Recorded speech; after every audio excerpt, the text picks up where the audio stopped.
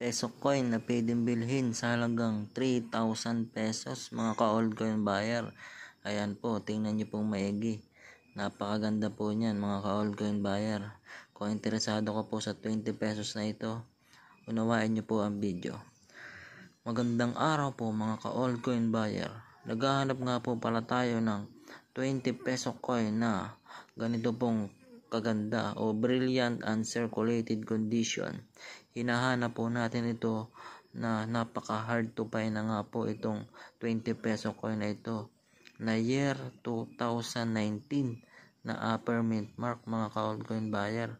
Ayan po, kung gaano kaganda niyan mga ka-old coin buyer, tingnan nyo pong maigi yan. Ito nga po ay binibili sa halagang 3,000 pesos mga ka-old coin buyer. Lalong lalo na po kung mga naka-blister pack yan o nakalagay po sa ganitong klaseng lalagyan mga ka-old coin buyer. 2019 lamang po ang hinahanap ko sa ganitong klaseng 20 peso coin na Manuel L. Quezon. Kaya update ko na rin po pala kayo sa iba pa natin binibiling barya. Naghahanap pa rin po pala tayo ng 10 peso NGC coin na error coin po mga ka-old coin buyer. Kagaya po nitong nasa picture sa itaas, ayan po, na error coin po na tinatawag na off center mga ka-old coin buyer.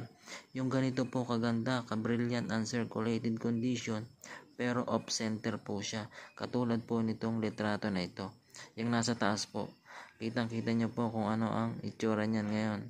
Tingnan nyo po ang itsura niya sa dito. Tapos i-update ko na rin po kayo sa 10 peso BSP series na year 2007 at 2009. Patuloy pa natin po itong binibili mga ka-old coin buyer. Ito pong 2007 at year 2009 na 10 peso coin at pwede nga pong bilhin sa inyo sa halagang 1,500 mga ka-old coin buyer. Yung 2007 at 2009 lamang po. Marami pong salamat. Sana po ay mabentahan nyo ako ng aking mga barya na nabanggit. Magandang araw po mga ka-old coin buyer. Patuloy pa rin po tayong naghahanap ng mga 1 peso BSP series. At ang mga taon po na hinahanap natin ay year 2005 mga ka-old coin buyer.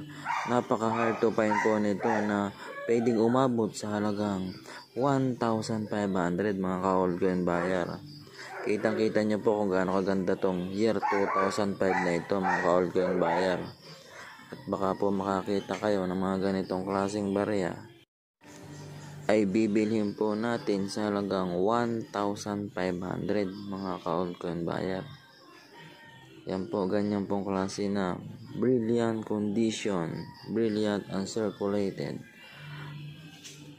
Update ko na rin po pala kayo sa mga barya na patuloy pa natin binibili hanggang sa ngayon mga ka-old coin buyer. At bumibili pa rin po pala tayo ng mga 5 peso na NGC na error coin mga ka-old coin buyer. Error coin po ang binibili natin dito. Kagaya po nitong litrato sa itaas mga ka-old coin buyer. At bumibili pa rin po tayo ng 5 peso. Ganito pong 5 peso BSP series na year 2006 mga ka-old coin buyer. Year 2006 po ang binibili natin sa ganitong 5 peso BSP series na hard to find na nga po at pwedeng umabot sa halagang 1,000 pesos mga ka-old coin buyer.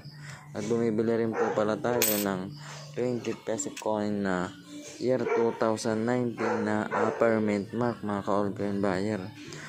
Yung upper mint mark po na year 2019 ang binibili po dito sa 20 peso coin na ganito po.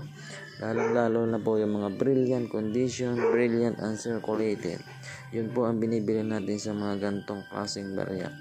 Yan po mga ka-old coin buyer. Tingnan nyo pong maigi at unawain nyo po kung ano po yung mga binibili natin na barya para po hindi kayo malito. Basta lahat po ng aking sinabi ay yun po ay binibili. Yun lamang po at maraming pong salamat sa inyo. Na po ay mabentahan nyo ako ng ganitong klaseng barya.